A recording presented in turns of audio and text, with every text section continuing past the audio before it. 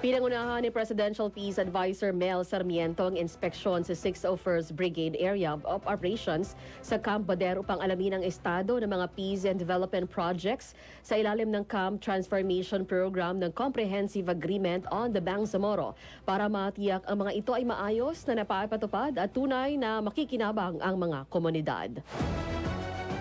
Pansamantalang ipagbawal ang jogging at iba pang recreational activities sa loob ng Bangsamoro Government Center simula kahapon. Hinimok ang mga empleyado, bisita at publiko na mahigpit na sumunod sa direktiba para sa kaligtasan at seguridad ng lahat. Hindi tinukoy sa advisory ang dahilan ng heightened security measures, ngunit humingi ang pamunuan ng pangunawa at kooperasyon ng publiko.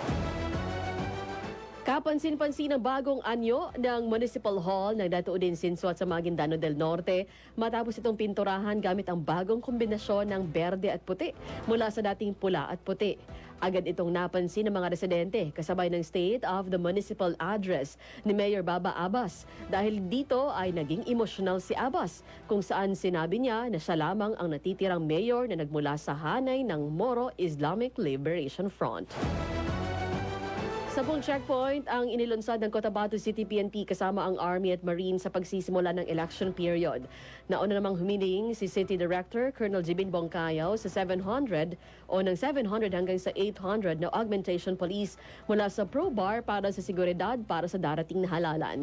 Nagpapaalala ang City PNP ng mahigpit na pagpapatupad ng election gun ban at hinihikayat ng publiko na makipagtulungan sa mga checkpoint, gayon din ang paglalaan ng mas maagang oras sa biyahe dahil inaasahang magkakaroon ng mabagal na daloy ng trapiko sa ilang pangunahing kalsada.